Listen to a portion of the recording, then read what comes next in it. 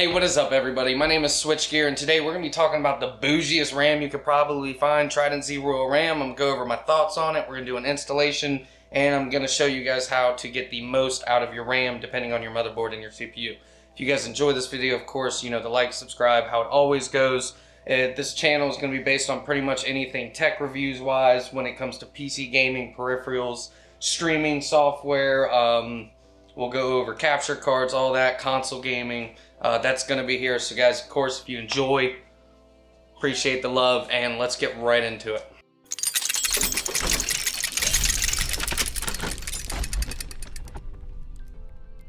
Alright guys, so with the Trident Z Royal RAM, as fancy it is, I did go with 4 sticks of 8 gig to get 32 gigs, because I don't need any more than 32 gigs, and I feel like you can't put this RAM in your PC just using 2 sticks. I feel like I need to use all 4. That's my personal preference, of course. Also, that the RAM itself runs at 3200 megahertz. I wish it was 3600 megahertz, but that's still perfectly fine. I'm gonna get great performance out of it. I'm gonna be replacing my Corsair Vengeance RAM, and then we're gonna go into our BIOS to make sure everything is right.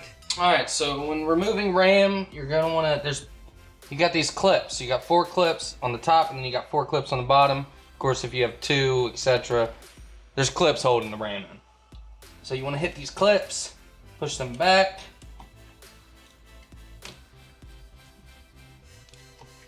Without damaging anything, of course. Take them out one at a time, it's probably a little better.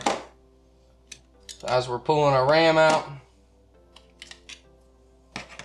set them somewhere safely so they don't get damaged. Of course, if they're still good, we could still use them for another build. Alright, so when installing RAM, you want to be careful not to really touch this. You want to only touch the RAM out here like this.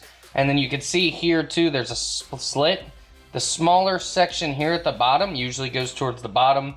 Also, I'm doing all 4 sticks. So in here, if you were to do only 2 sticks, you're going to want to use dual channel. And it is usually the second from the left and then the very last one if we were to only do 2 sticks. So we're going to install it like we were doing that. So we're going to go ahead and do the last one here. Line it up in the slots. Then you're going to want to push, click, click. Sometimes it's 1 click, sometimes it's 2. You want to make sure it clicks, and you want to make sure both of these tabs closed on their own. So now we're going to go ahead and install our second one. So our second one right here, we're going to line it up. So if we were doing dual channel and we weren't doing 4 sticks, we would want to have it just like this. If I can see. There it goes. Got to be careful not to bust my tubing. 2 clicks. There we go. So that would be like that if you have dual channel. But if you got 4 sticks, of course, we want to fill them all up. So, smaller section here at the bottom. Line it up.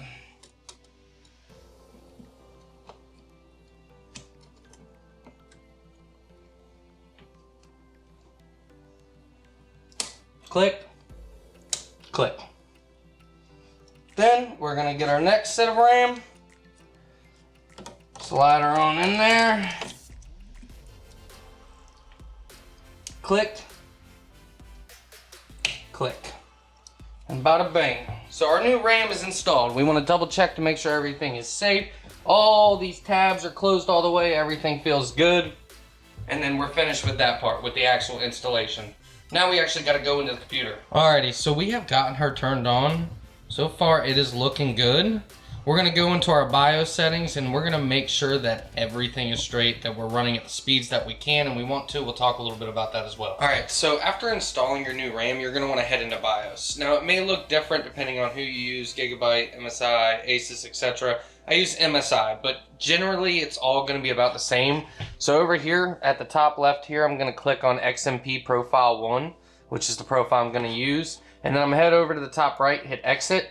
And then it's going to ask me if I want to save those settings. I am basically enabling XMP, which is going to basically boost my RAM up to the max megahertz that's allowed and the max that allows my motherboard and CPU to communicate with it. It's like a triangle of love there. So we're going to do that. We're going to reset. We're going to head back into BIOS. All right. So as you can see here, we're now running at 3200 megahertz. Now, depending on what CPU and motherboard you have, depending on if you can get the max potential out of your RAM. But so for my setup here, I can get the max potential. All right, so let's clarify a little bit what I meant by there. So depending on your CPU and your motherboard is going to determine the speeds that you can get out of your RAM. Just because your RAM says 3200 megahertz, 3600 megahertz, doesn't mean your motherboard will support that. Activating XMP will pretty much do it for you. You don't want to change any other settings. You activate it, and your RAM speeds are going to go up or they're going to stay the same. Whatever it's at, that's probably recommended for beginners. So you should be good to go. All right, everybody. So for my thoughts on the Trident Z Royal RAM itself, it looks great. It performs great. The RGB software so far has done me very well. I would say that I've seen some stuff about the RGB software giving people issues. So far, I haven't ran into anything. But what RGB software has not given you issues at some point? So other than that, the only thing I would really think about if you're looking into getting it is price to performance. You can get other brands for a fraction of the price. Brands like Corsair Vengeance, Patriot Viper, a fraction of the price for, if not the same or better performance. So I mean, at the end of the day, when it comes to this RAM specifically, you're paying for the looks. And I mean, it looks great. So use that at your own discretion. Another thing I want to talk to you guys about is we're going to be talking about troubleshooting. Because believe it or not, changing RAM is simple, but you can run into some issues. So hear me out. Let's say you put your RAM in and it's not working. Let's say your PC's not booting up, or you just have a black screen. It could be multiple things. It's just the fact that you're putting new RAM in it. First of all, the first thing I would recommend is make sure your RAM is compatible with your motherboard. Make sure it supports it. And then after you verify that it will work for it, the next thing I would do would be try plugging in one stick at a time to see if you can get a boot. See if you can find if a stick is bad.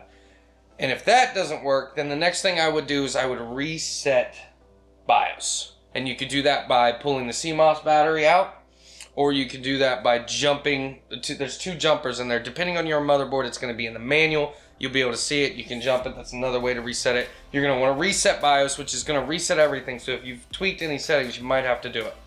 So, and then when it says remove the battery, some people say remove it for 10 seconds or a minute. Do it for 5 minutes. Just trust me on this. I've ran into this before.